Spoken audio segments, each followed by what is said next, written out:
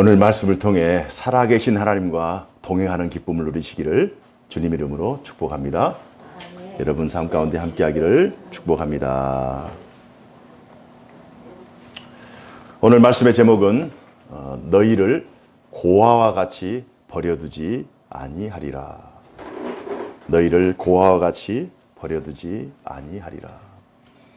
우리가 하나님의 자녀된 입장에서 이 말씀이 얼마나 우리에게 큰 위로가 되는가. 또 우리가 일상을 살면서 우리의 마음속에, 우리의 감정이죠. 감정 속에 내가 혼자 있지 않는가, 내가 고아와 같이 버렸던 건 아닌가, 그런 의식이 있을 수가 있어요. 그러나 오늘 말씀을 통해 아니다, 결코 아니다. 오늘 아버지의 뜻이, 우리를 향한 아버지의 뜻이 어떠한가를 말씀을 통해 확인하는 복된 시간 되기를 주님 이름으로 축복합니다.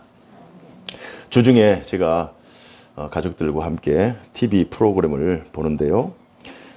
TV 프로그램 내용 중에 어떤 사람들이 청년들에게 찾아가는 그 프로그램이더라고요.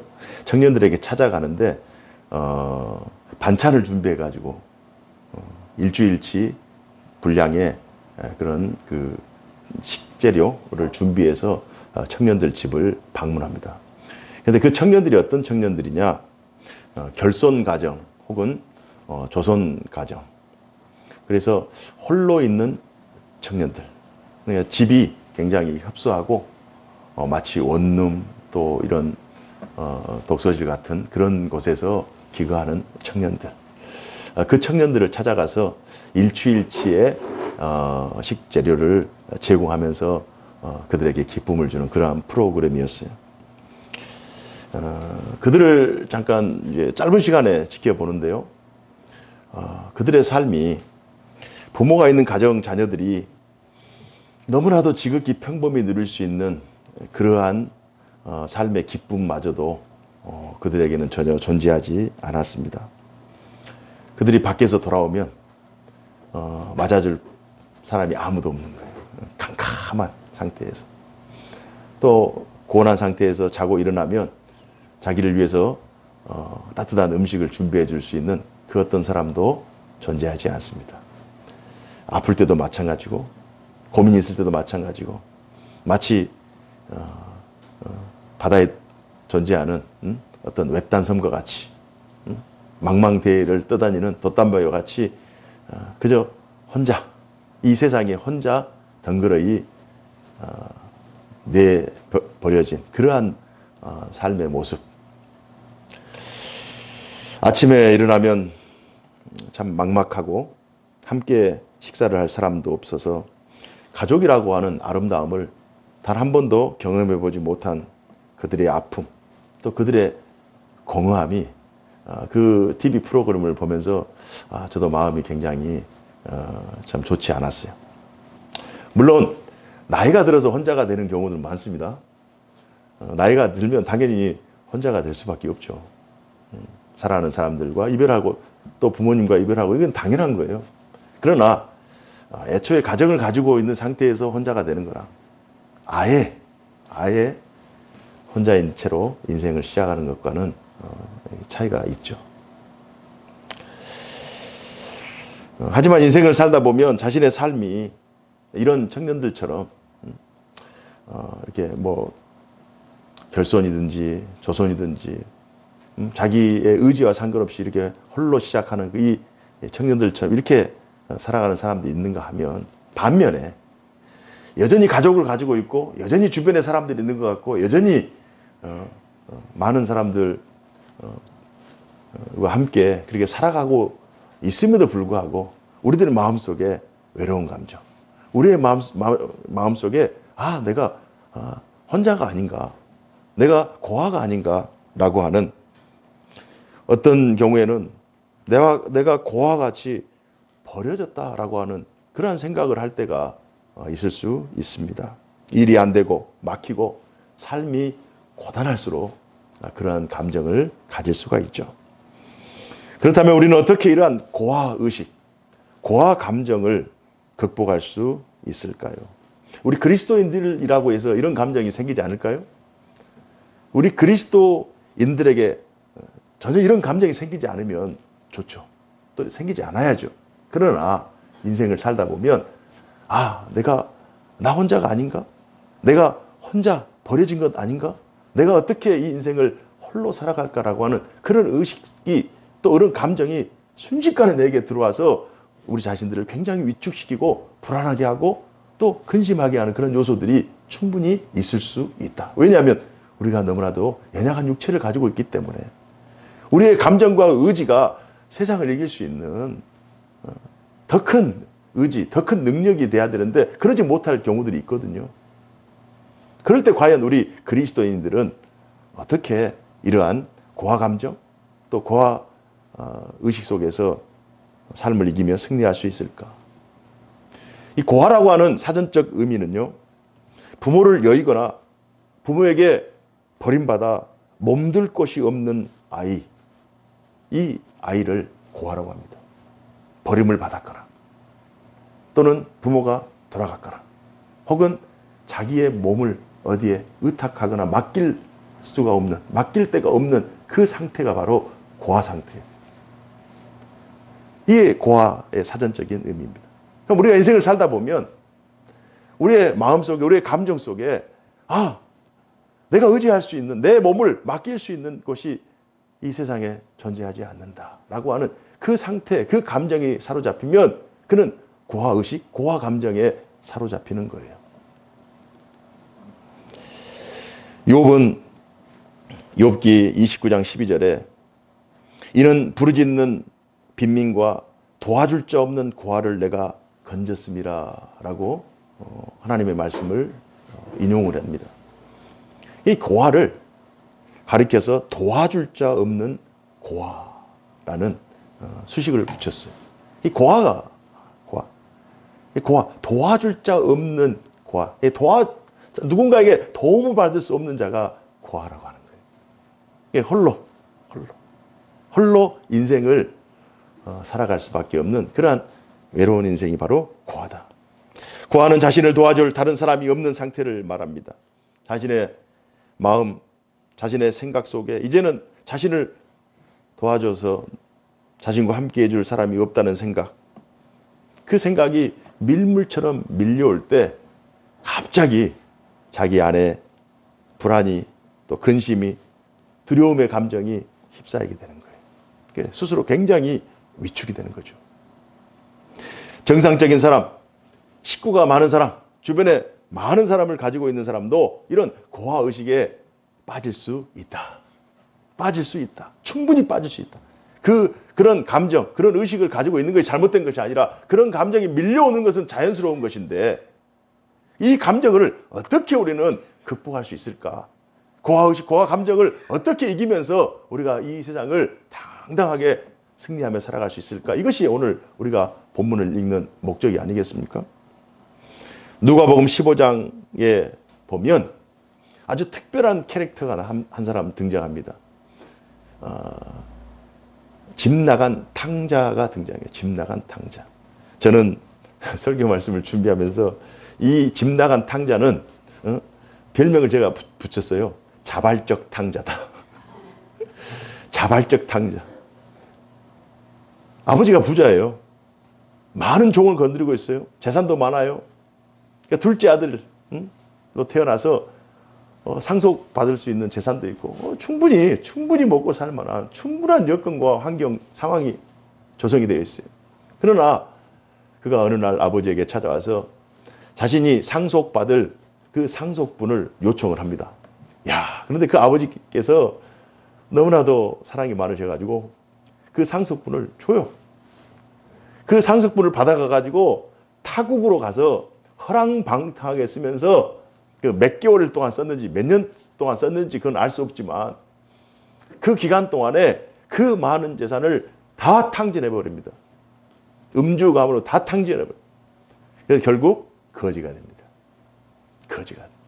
그래서 나무집에 들어가서 돼지들이 먹는 쥐엄 열매를 이렇게 같이 먹으면서 정말 인간 이하의 그러한 삶을 자발적으로 살아갑니다. 생고생을 한 거죠.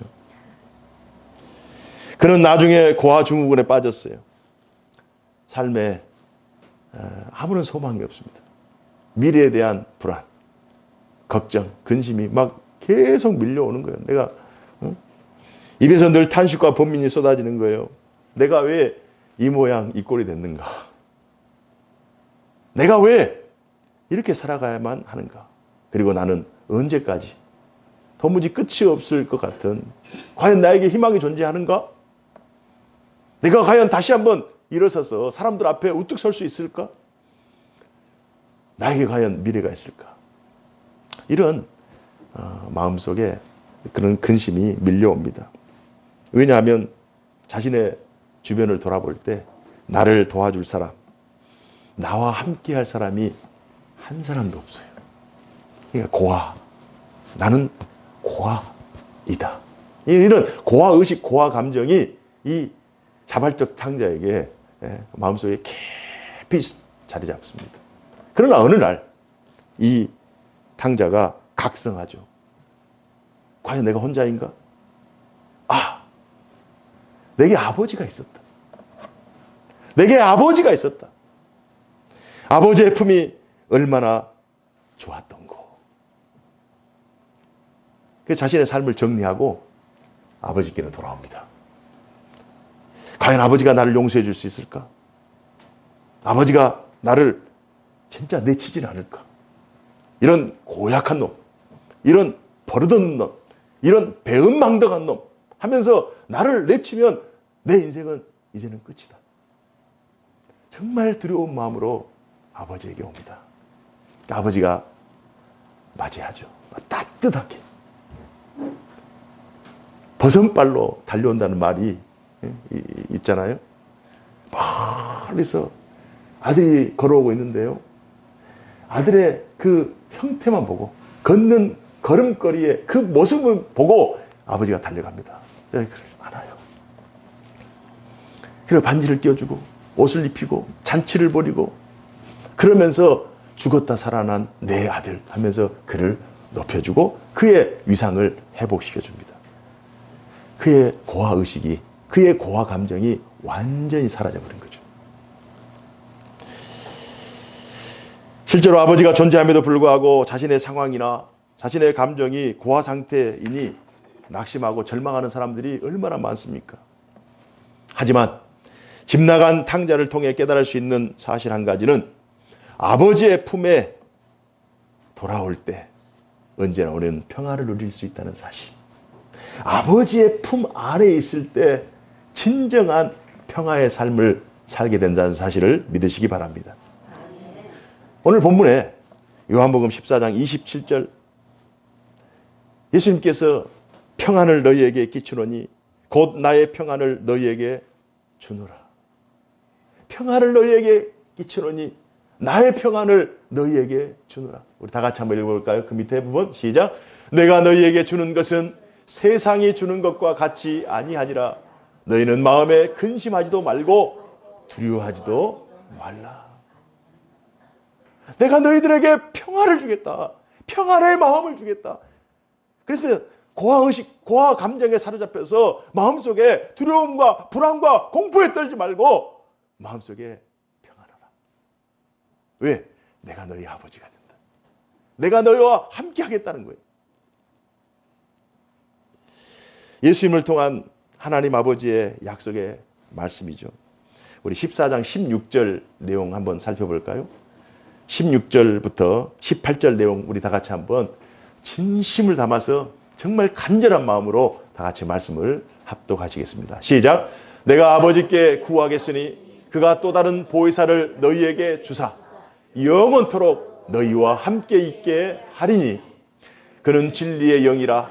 세상은 능히 그를 받지 못하나니 이는 그를 보지도 못하고 알지도 못함이라. 그러나 너희는 그를 아나니 그는 너희와 함께 거하시며 또 너희 속에 계시겠음이라.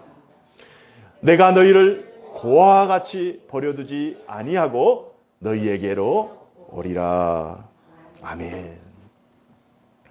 내가 너희를 고아와 같이 버려두지 아니하고 내가 너희에게로 오리라. 이 사실을, 내가 고아가 아니다, 내가 고아 같은 상황에 내 던져진 그러한 정말 안타까운 그러한 상황 속에 놓일지라도 나는 고아가 아니다 라고 하는 이 사실을 깨닫게 하시는 분이 성령이에요. 우리를 도우시는 성령, 우리가 함께 하시는 성령께서 아니야 속지 마. 너는 고아가 아니야. 너는 하나님의 자녀야. 너는 하나님께서 사랑하시는, 하나님께 사랑받는 하나님의 아들, 딸이야. 속지 마 라고 하면서 늘 우리를 깨닫게 하시고 우리를 가르치시고 하나님의 사랑을 생각나게 하시는 분이 성령입니다.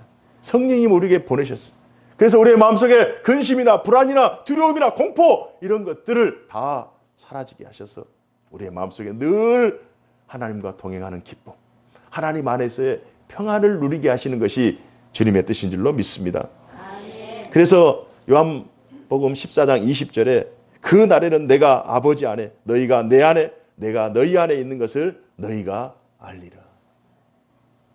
주님은 아버지 안에, 우리는 주님 안에, 주님은 우리 안에 그하면서 서로 교통하고 소통하는 그런 놀라운 역사. 그래서 우리가 그와 같이 버려둘 그런 상황을 하나님께서 원치 않으시고 만들지도 않으세요.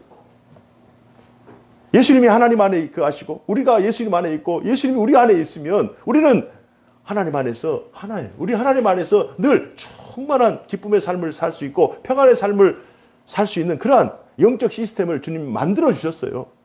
그래서 우리가 속지 말아야 돼요. 속지 말아야 돼요. 환경과 상황은 눈에 보이는 것이 다가 아니라니까요.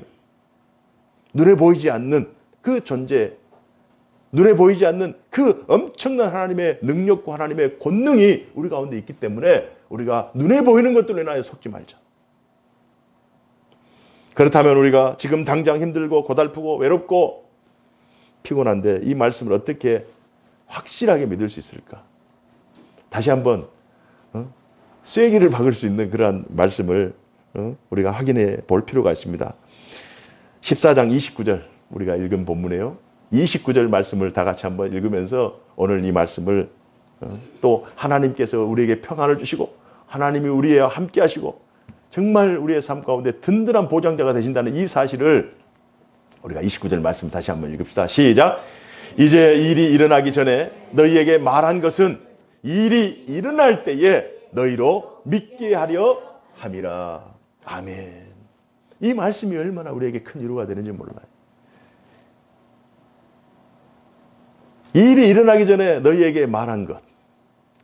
그러니까 우리가 고아 상태같이 내버려두거나 혹은 홀로 있다는 의식 속에 사로잡히거나 또는 근심하고 불안하고 공포 가운데 있는 그 상황이 일어나기 이미 전에 이 말씀을 지금 하는 것은 너희로 하여금 이 말씀이 일어날 때에 너희로 믿게 하려 함이라. 할렐루야. 이 말씀이 얼마나 우리에게 큰 위로가 되는. 예수님께서 이미 예수님께서 생존하실 때 앞으로 살아갈 모든 세대, 모든 신자, 모든 신자의 가정, 모든 신자의 공동체를 향하여 세상에서 너희에게 이런 도전을 줄 것이다. 세상에서 너희에게 이런 시험을 줄 것이다. 너희에게 이런 마음을 줄 것이다. 너는 고하다. 너는 안 된다. 너는 혼자다. 도와줄 사람이 없다. 하나님은 안 계신다라고 하는 이런 여러 가지 것들로 인하여 우리의 마음을 흔들 때 우리의 마음이 세상에 그 되어가는 어떤 정황이나 상황 속에 힘들고 휩쓸 때 그때 이 말씀을 너희가 기억하라는 거예요. 이 일이 일어나기 전에 내가 이것을 이미 기록한 것은 일어날 때에 너희로 믿게 하려 함이라. 뭘 믿어요? 뭘 믿어요? 하나님 우리와 함께 하신다. 하나님 우리에게 평안을 주신다. 하나님은 우리에게 근심과 염려와 걱정을 주는 것이 아니라 하나님 우리에게 소망을 주시고 우리에게 삶을 회복시키시고 능력을 주신다라고 하는 이 사실, 이 사실을 기억하라는 거예요.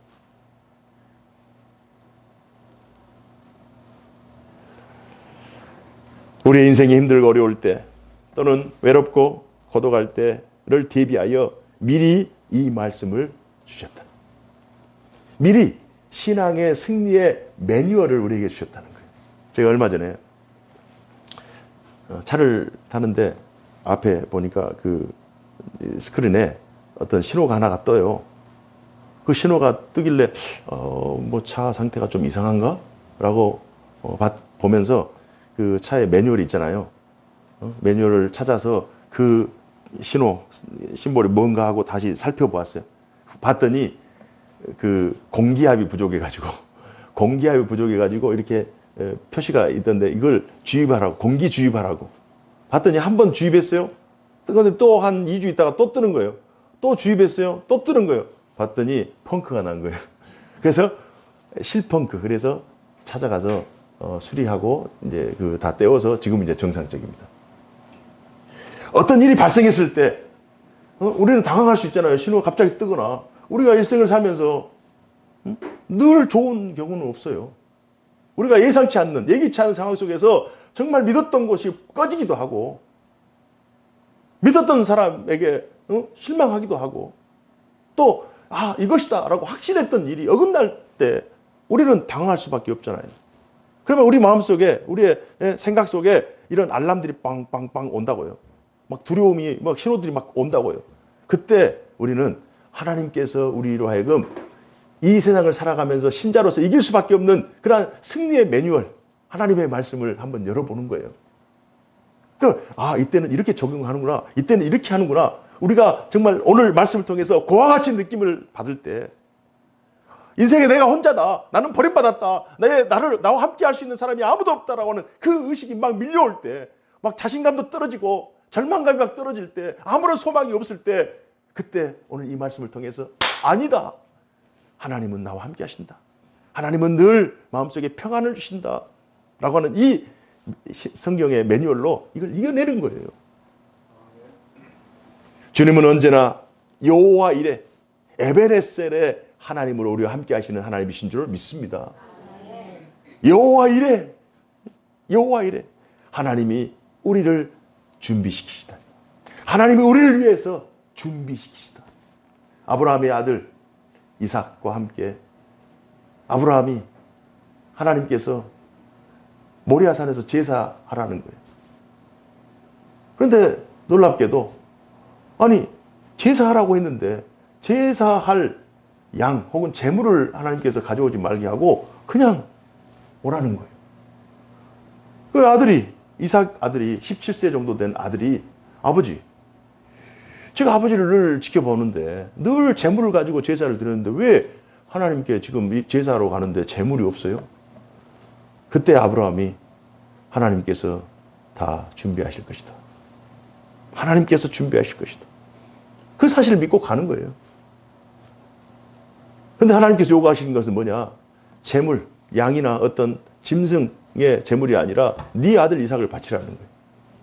물론 인간 제사를 하나님께서 받은 적이 없습니다. 이건 뭐 이방 종교나 하는 일이죠. 아브라함의 믿음을 시험하고자 네 아들, 네가 100세 난 그 아들을 나한테 바칠 수 있겠느냐? 혹은 그 아들보다 나를 더 사랑하느냐? 라고 하는, 왜냐? 그걸 통과해야 믿음의 조상의 반열에 아브라함을 사용할 수 있거든요. 그 정도 믿음은 되어야 그 아브라함을 통하여 하나님의 구원 역사가 진행되기 때문에 그 믿음을 시험해 보는 거예요. 아브라함이 예스 하면서 아들을 잡습니다. 아들 이삭은 순종하죠. 그리고 나서 아들을 칼로 내려치려고 하는 그 순간 아브라함아 멈춰라. 아브라함아 스톱. 내가 이제 알겠다. 내가 이제야 네가 나를 사랑하는지 내가 알겠다라고 하면서 숯불 뒤에 어린 양을 준비합니다. 그 순간, 그 찰나에 어린 양이 왜 있겠어요? 하나님께서 준비하셨기 때문에. 그래서 이삭을 풀어주고 어린 양을 잡아서 하나님 앞에 제사를 드리죠. 이게 여호와의 이레, 여호와 이레라고 하는, 하나님께서 준비시키신다는 거예요. 하나님의 백성들, 하나님의 말씀을 맡은 저희들이 이 세상을 살면서 정말 내 힘과 내 능력이 부족해서 나는 아무것도 할 수 없다라고 하는 그 절망과 포기의 순간에 오늘 이 말씀, 아니다, 나는 고아가 아니다, 나를 도와줄 아버지가 있다, 나와 함께 하실 아버지가 있다, 아버지께서 나와 함께 하시고 나를 도와주신다, 하나님께서, 아버지께서 나에게 중요한 것을 준비시킨다라고 하는 이 사실을 믿고 여호와 이레, 하나님은 여호와 이레 하나님이시다. 또한 이스라엘 백성들이 전쟁터에서 전쟁할 때 이 군사력의 대비로 봐서는 열세일 수밖에 없는 그 상황 속에서 하나님 앞에 도움을 구합니다. 그때 하나님께서 도와주시는 그 하나님이 에베네셀의 하나님이에요. 에베네셀. 하나님이 도와주신다.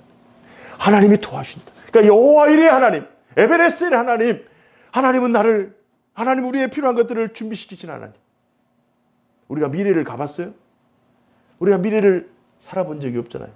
우리는 과거의 어떤 결과물을 가지고 현재를 평가하고 미래를 예측할 뿐이지, 그러나 우리는 미래를 살지 못하기 때문에 우리 미래가 두 방향으로 나눠질 수밖에 없어요. 소망이냐 절망이냐. 소망을 선택할 것인가 절망을 선택할 것인가. 그러니까 하나님의 백성들은 어떤 경우에도 합력하여 선을 이루시는 하나님의 능력이 우리 가운데 있기 때문에 하나님은 여호와 일의 하나님이시다. 하나님은 에베네셀의 하나님이시다. 하나님은 나를 도와주시고 내게 필요한 것들을 준비시키시는 하나님이시다. 이 사실을 믿고 나아가는 무리들이 신자요 또 하나님의 신앙의 공동체인 줄로 믿습니다. 하나님은 우리와 함께 하시고 우리를 도우시고 우리의 필요한 것들을 준비시키셔요. 이 사실을 어떻게 아세요? 목사님, 이 사실을 어떻게 아세요? 이렇게 질문할 수 있잖아요. 그러니까 저만 아는 사실이 아니라 과거 역사를 한번 되돌아보면 하나님은 늘 우리를 도우셨어요. 하나님은 늘 우리의 필요한 것들을 준비하셨어요. 성경에서도 그렇고 지난 2000년의 교회 역사 가운데 그렇고 우리의 삶의 과거의 삶이 구원 역사의 삶이 그래요. 하나님은 늘 우리에게 필요할 때 우리가 필요 없는 것은 주지 않아요. 기도에도 안 줘요. 기도 응답 중에 노도 기도 응답이에요. 웨이팅. 기다리는 것도 기도 응답이에요. 예스. 그 당시에 정말 필요하면 주시는 것도 기도 응답이죠. 그럼 이거 종합해 보면 하나님께서 우리에게 필요한 것을 주지 않은 때가 없어요. 우리 장로님 기도했던 것처럼 너무 많아서 문제가 될 때 안 주죠. 너무 적어서 곤란할 때 주시죠. 또 너무 부하게도 너무 가난하지도 않고 우리에게 꼭 필요한 그 적절한 타이밍에 우리를 주셔서 지금까지 우리가 하나님의 은혜로 살아온 줄로 믿습니다. 우리가 어떤 일을 지금 과거를 돌아보면 어떤 인생의 전환점이나 분기점일 때 우리의 계획대로 생각대로 했어요? 그것을? 안 했어요. 우리의 상상, 우리의 그 계획을 뛰어넘는 하나님의 그 전폭적인 전인적인 하나님의 그 인도하심과 하나님의 그 가이던스가 있었기 때문에 지금까지 우리가 온 것이지 우리의 지혜로 우리의 노력과 수고로 우리가 승리한 것 아닙니다. 자신이 고아라는 나에게는 아무도 없다라고 하는 그러한 거짓 감정, 자기 연민에 속지 말아야 돼요. 사탄은 교묘하게 이런 감정을 우리 신자들의 마음속에도 갖게 해요. 그러나 이건 사실이 아니에요. 이건 사실이 아닙니다. 이건 있을 수 없는 일이에요. 이러한 감정은 팩트도 아니고 객관적이지도 않고 성경적이지도 않아요. 우리가 고아입니까? 우리가 홀로 남겨진 적이 있어요? 하나님이 우리를 도와주지 않은 적이 있어요? 하나님의 때에 하나님의 방법으로 돕는 거예요. 지금까지 하나님께서 그런 방식으로 당신의 구원 역사를 진행해 오셨어요. 그렇기 때문에 나는 고아다. 나는 혼자다. 나는 나를 도와줄 수 있는 사람이 아무도 없다라고 하는 이런 거짓 감정 또 이런 거짓 속임수에 우리가 넘어가면 안 돼요.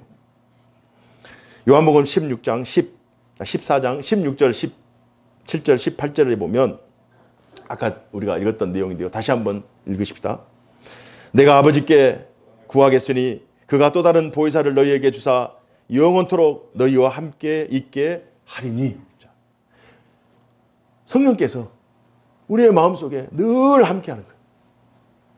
하나님이 우리를 위해서 보혜사를 보내신 거예요. 보혜사는 헬퍼입니다. 우리를 도와주시는 하나님이세요.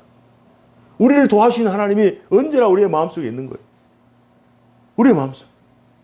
그래서 우리의 마음이 하나님께로 집중하고 우리 마음속에 마음이 하나님을 사모하면 성령께서 우리의 마음속에 확신을 주시고 우리의 마음속에 기쁨을 주시고 평안을 주셔요. 그러나 우리가 성령을 무시하거나 또 성령을 거부하거나 하나님의 일을 떠나 산다면 그 마음속에 사탄이 들어올 수밖에 없죠. 다른 마음이 들어올 수밖에 없죠. 그래서 늘 내주하시는 성령과 함께 동행하면서 너희에게 영원토록 너희와 함께 있게 하리니 17절 그는 진리의 영이라 세상은 능히 그를 받지 못하나니 이는 그를 보지도 못하고 알지도 못함이라.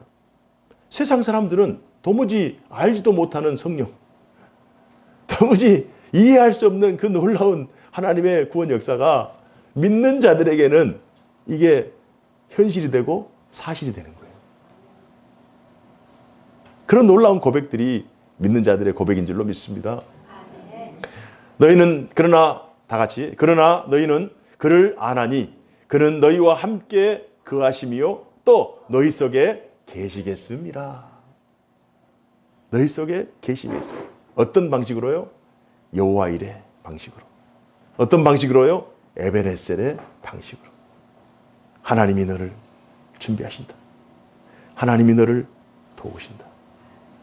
그래서 근심, 염려, 걱정 이건 우리 크리스찬들의 용어가 아니고 우리 마음속에는 평안과 감사와 기쁨, 합력하여 선을 이루시는 하나님의 그 능력이 우리 가운데 늘 함께 하시기 때문입니다. 그래서 18절 내용 다 같이 있습니다. 18절 시작. 내가 너희를 고아와 같이 버려두지 아니하고 너희에게로 오리라. 아멘. 도와줄 사람이 전혀 없는 사람이 고아라고 그랬어요. 그래서 우리는 고아가 아닙니다. 고아가 아니에요. 속지 말아야 돼요. 한 주 동안도 또 앞으로의 남은 인생도 이 사실을 기억하면서 자발적 탕자가 아버지의 품 안에 들어와서 자신의 존재감을 다시 한번 회복하고 자신의 삶의 자리에서 그 이후의 삶이 얼마나 감사하고 기뻤겠어요. 그거 꼭 우리가 탕자처럼 살아야만 알아요? 탕자처럼 다 모든 것을 다 뭐 소진하고 허랑방탕하고 다 잃어버리고 이렇게 마이너스 인생을 살아야만 꼭 아냐고요. 우리가 경험해서만 아냐고요. 이미 경험한 사람들, 이미 경험해서 지혜로 이렇게 기록된 하나님의 말씀을 우리가 알고 그 기록된 일이 그 어떤 일이 발생하기 이전에 이미 미리 그것을 기록하셔서 그 일이 발생할 때 그것을 생각나게 하시는 그 지혜가 성경에 있다는 사실을 확인하면서 아버지의 품에서 평안과 안식, 감사와 기쁨의 삶을 사시기를 주님 이름으로 축복합니다. 진심으로 여호와 일에 에베레셀에 하나님과 동행하시면서 삶을 이기며 승리하는 축복의 삶을 사시기를 주님 이름으로 축복합니다. 기도하겠습니다. 은혜로우신 하나님 아버지 감사합니다. 저희들을 사랑하여 주셔서 하나님의 자녀와 하나님의 백성으로 삼아주시고 언제나 우리와 동행하시고 언제나 우리의 필요를 채우시고 우리에게 필요한 것들을 준비하시는 그 놀라운 은혜를 베풀어 주셔서 감사합니다. 하나님, 세상의 소리 또 우리 감정의 소리에 우리가 흔들리지 아니하고 하나님의 진리의 말씀, 언약의 말씀을 굳게 붙잡고 어떤 경우에도 하나님 안에서 믿음으로 승리하는 저희들 되게 하여 주옵소서. 우리에게 평안을 주시고 우리에게 승리를 주시고 우리에게 하나님의 영광을 주실 하나님, 우리가 늘 하나님과 동행함으로 이 놀라운 하나님의 복을 누리게 하여 주옵소서. 주 예수님 이름으로 기도하옵나이다. 아멘.